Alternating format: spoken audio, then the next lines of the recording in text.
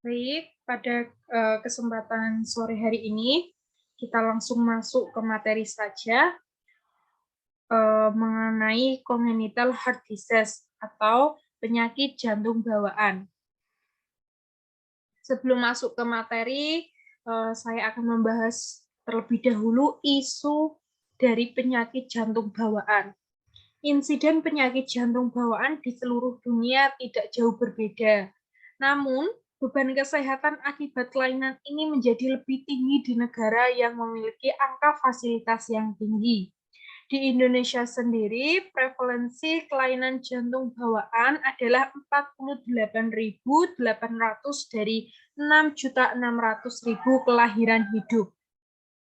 Jadi pada kesempatan sore hari ini yang akan kita diskusikan atau kita bahas, yang pertama ada definisi, yang kedua ada faktor resiko penyebab PJB, kemudian ada yang ketiga ada tanda dan gejala, yang keempat ada komplikasi, yang kelima penata laksanaan, 6 asuhan keperawatan, 7 jenis pengobatan, dan 8 tips sehat.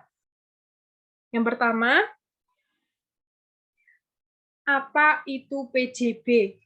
Jadi PJB atau penyakit jantung bawaan adalah kelainan pada struktur dan fungsi jantung yang dibawa sejak lahir. Penyakit jantung bawaan ini terjadi karena abnormalitas dari makroskopis jantung atau pembuluh darah besar intratoraks. Kelainan jantung bawaan menyebabkan adanya penurunan fungsi organ, terutama jantung, yang mengakibatkan anak penderita jantung bawaan mengalami gangguan tumbuh berkembang. Jadi, penyakit jantung bawaan ini terjadi itu karena abnormalitas dari struktur jantungnya itu, Bu. Jadi ketika hamil, trimester pertama jantung itu dibuat, dan ketika itu mungkin terjadi kelainan sehingga terjadilah penyakit jantung bawaan, dan tentunya ini berdampak pada tumbuh kembang dari anak. Yang kedua ada patofisiologi. Patofisiologi penyakit jantung bawaan berhubungan dengan proses perkembangan jantung sejak masa embrio. Penyakit jantung bawaan sianotik terjadi bila terdapat hubungan pirau, sehingga darah mengalir dari bilik jantung kanan ke kiri.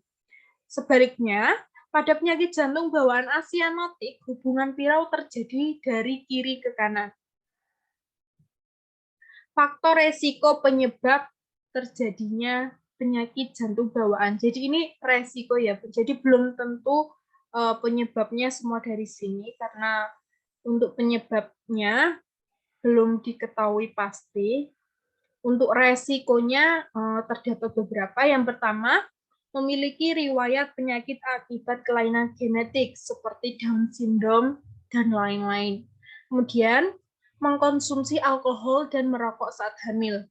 Sudah menjadi informasi publik pula bahwasanya alkohol dan rokok sangat intern atau sangat berdampak buruk terhadap kesehatan. Apalagi ini yang mengkonsumsi ibu hamil. Jadi ketika dikonsumsi oleh ibu hamil, alkohol dan rokok ini itu sangat berdampak pada janinnya. Jadi bisa mengganggu pembentukan struktur dari jantung itu sendiri. Kemudian sering terpapar pelarut organik. Nah, ini untuk ibu-ibu hamil. Itu biasanya menggunakan atau menail art gitu ya pada zaman sekarang, mencat kukunya. Selain dilarang oleh agama Islam ya Bu ya, karena sholatnya tidak sah, itu juga berdampak buruk bagi kesehatan, karena zat pelarut organik ini bisa masuk melalui kulit, melalui kuku, kemudian berdampak pada proses pembentukan dari jantung janin. Kemudian menderita diabetes tipe 1 atau 2 yang tidak terkontrol. Kemudian yang kelima, memiliki riwayat keluarga yang menderita penyakit jantung bawaan, seperti ibu, atau nenek atau kakek buyut. Jadi seperti itu ya. Kemudian menderita penyakit tertentu yang dapat diturunkan dari orang tua, seperti diabetes tadi, hipertensi, kolesterol, asam urat, seperti itu. Mengkonsumsi obat-obatan tertentu selama hamil.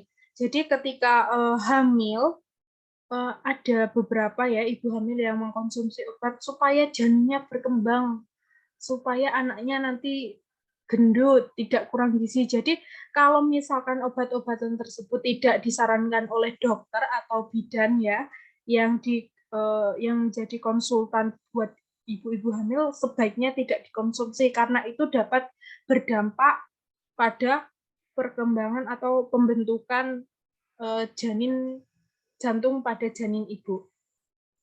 Kemudian mengalami infeksi virus seperti rubella pada trimester pertama kehamilan.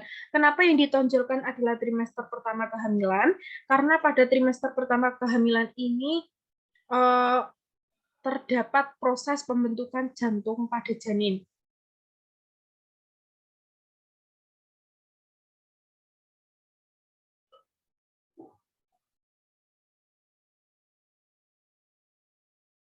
Selanjutnya, tanda dan gejala. Untuk bayi baru lahir, yang pertama ada tampak semburan kebiruan atau kehitaman pada bibir, kulit, atau jari-jari. Untuk semburan kebiruan atau kehitaman ini sering disebut dengan sianosis. Yang kedua ada tampak kelelahan atau kesulitan bernapas, terutama ketika disusui. Jadi ketika bayi disusui, untuk lubang hidungnya tidak tertutup, tapi kok bayi masih terengah-engah. Ini perlu diwaspadai, takutnya terjadi mengalami penyakit jantung bawaan. Perlu diperiksakan ya Bu. Kemudian yang ketiga memiliki berat badan rendah atau kurang gizi, maaf ya Bu ya.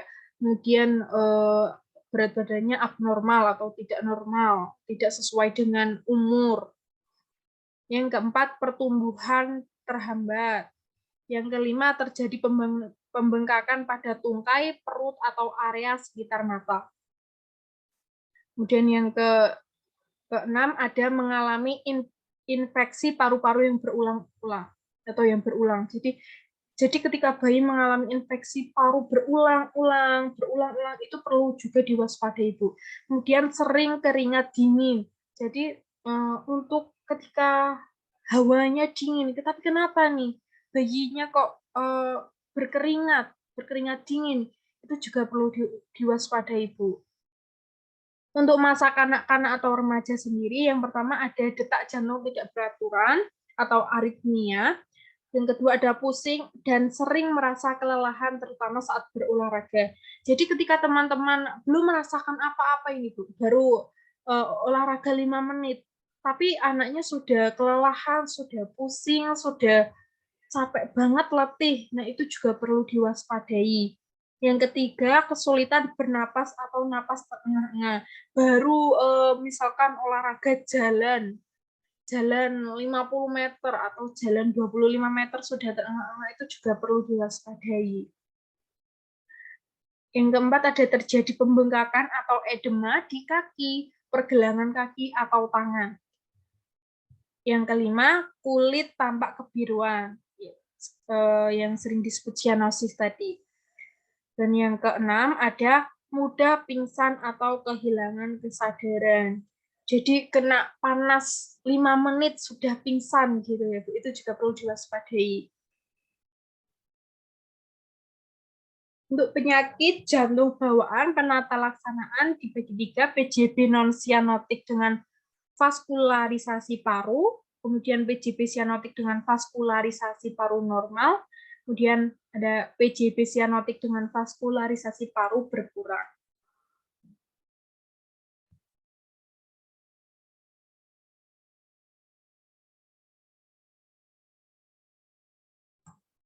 Penata laksanaan PJB non sianotik dengan vaskularisasi paru dibagi 3, ada ventricular septal defect atau VSD. Jadi pasien dengan VSD besar perlu ditolong dengan obat-obatan untuk mengatasi gagal jantung. Biasanya ini diberikan digoxin atau diuretik misalnya LASIK gitu ya. Yang kedua ada atrial septal defect atau ASD. Kelainan tersebut dapat ditutup dengan dijahit atau dipasang suatu graf pembedah jantung terbuka. Kemudian ada paten ductus arteriosus atau PDA. Karena neatus tidak toleransi terhadap pembedahan, kelainan biasanya diobati dengan aspirin atau indometasin yang menyebabkan kontraksi otot lunak pada ductus arteriosus. Ketika anak berusia 1-5 tahun, cukup kuat untuk dilakukan operasi. Jadi ketika umur 1-5 tahun baru dilakukan pembedahan atau operasi.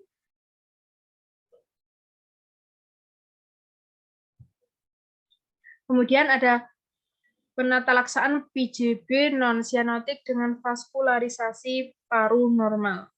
Dibagi 3 pula. Yang pertama ada stenosis aorta atau SE. Stenosis ini dihilangkan dengan insisi pada katup yang dilakukan pada saat anak mampu dilakukan pembedahan toraks. Jadi menunggu untuk anak mampu dilaksanakan pembedahan toraks. Yang kedua ada stenosis pulmonal atau SP. Stenosis dikoreksi dengan pembedahan pada katup yang dilakukan pada saat anak berusia 2-3 tahun. Yang ketiga, koarctasio aorta. Kelainan dapat dikoreksi dengan balon angioplasti, pengangkatan bagian aorta yang berkontriksi atau anastomi bagian akhir, atau dengan cara memasukkan suatu graf. Kemudian ada penata laksanaan PJB non-sianotik dengan vaskularisasi paru berkurang. Ada 2, yaitu tetralogy of Fallot atau TOV dan pembedahan paliatif. Untuk selanjutnya, komplikasi PJB. Jadi ketika anak mengalami PJB dan penanganannya kurang tepat, itu bisa menyebabkan ada aritmia atau detak jantung yang tidak beraturan. Kemudian mengalami ISPA, yaitu infeksi saluran pernapasan, ada mengalami stroke, gagal jantung, gangguan belajar, hipertensi pulmonal, infeksi pada jantung, dan penggumpalan darah. Asuhan keperawatan ada pengkajian primer seperti airway, breathing, circulation, disability, exposure.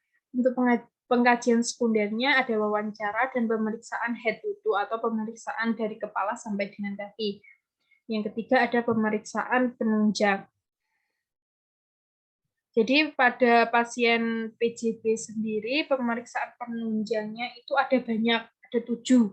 Yang pertama ada eko jantung, yang kedua ada elektrokardiogram, yang ketiga ada katerisasi jantung, yang keempat ada rongsen CT scan atau MRI, yang kelima ada pulse oximetry, yang keenam ada stress test, dan yang ketujuh ada tes DNA. Untuk diagnosa keperawatan, beberapa diagnosa yang mungkin muncul yaitu ada penurunan curah jantung berhubungan dengan perubahan afterload, perubahan kontraktilitas, perubahan preload, dan perubahan volume darah sekuncup. Yang kedua, gangguan pertukaran gas berhubungan dengan ketidakseimbangan ventilasi perfusi.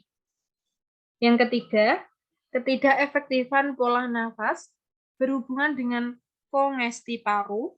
Yang keempat ada ketidakefektifan perfusi jaringan perifer berhubungan dengan kurang suplai oksigen ke jaringan.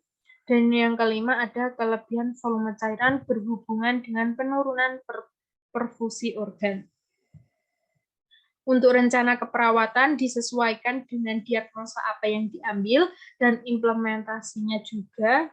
Untuk evaluasinya juga disesuaikan dengan diagnosa yang diambil.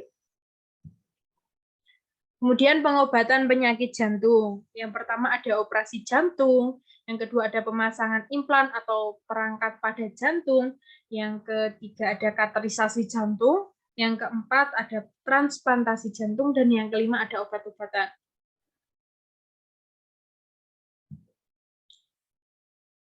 Obat yang umum dikonsumsi oleh penderita penyakit jantung bawaan, yang pertama ada ACE inhibitor. Jadi ACE inhibitor ini untuk merelaksasi pembuluh darah. Kemudian yang kedua ada beta blocker untuk memperlambat detak jantung dan melebarkan pembuluh darah. Ini biasanya untuk beta blocker pada aritmia ya. Yang ketiga untuk diuretik untuk menurunkan volume darah dalam tubuh. Ini biasanya mengalami hipertensi pulmonal, jadi dikasih diuretik. Yang keempat, indometasin untuk membantu menutup bukaan di pembuluh darah. Dan yang kelima ada prostaglandin untuk membantu menutupnya saluran antara aorta dan arteri pulmonalis. Jadi ada 8 healthy tips for heart patient. Jadi ada 8 tips sehat untuk pasien jantung. Yang pertama ada olahraga teratur, yang baik untuk penyakit jantung biasanya pagi. Yang kedua ada berikan vaksinasi flu untuk mencegah infeksi ya. Kemudian rutin periksa ke dokter. Jadi kalau misalkan ada anak yang menderita penyakit jantung, itu bisa diberikan fasilitas ya Bu ya. Jadi fasilitasnya kita rutin periksakan ke dokter jantung. Jadi dokter spesialis jantung anak. Kemudian yang keempat, jaga kebersihan gigi. Kenapa harus jaga kebersihan gigi? Karena gigi dan mulut itu adalah pintu dari masuknya kuman bakteri. Jadi takutnya nanti kuman bakteri apabila anak tidak diberikan pendidikan gigi atau kebersihan gigi ya, nanti tidak gosok gigi, kemudian bakteri dan kumannya turun menginfeksi jantung. Seperti itu. Yang kelima ada makan makanan yang baik untuk jantung seperti kacang-kacangan, kacang almond. Yang keenam ada cukup tidur dan hindari stres. Biasanya pikiran atau stres yang berlebihan ini mengakibatkan tubuh menjadi lemas, males, terus tidak bisa tidur, terus makan juga amburadul gitu ya, tidak sesuai. Jadi itu biasanya sebenarnya kunci utamanya itu adalah stres kalau penyakit-penyakit itu. Jadi kalau stres itu, hindari stres itu kunci utama sebenarnya. Yang ke-7 ada pastikan nutrisi terpenuhi. Dan yang ke-8, biasakan gaya hidup sehat sejak dini. Jadi anak harus dibiasakan gaya hidup sehat sejak dini, kurangi makan makanan yang tidak sehat seperti minyak-minyakan, tepung-tepung, dan makanan-makanan yang jajan-jajan di luar, seperti itu. Boleh, tapi harus dikontrol ya, Bu. Baik, sudah untuk pendidikan kesehatan pada sore hari ini, alhamdulillah sudah terlaksana dengan lancar. Saya berterima kasih kepada ibu-ibu yang sudah mau meluangkan waktunya untuk mengikuti Zoom pada sore hari ini. Jadi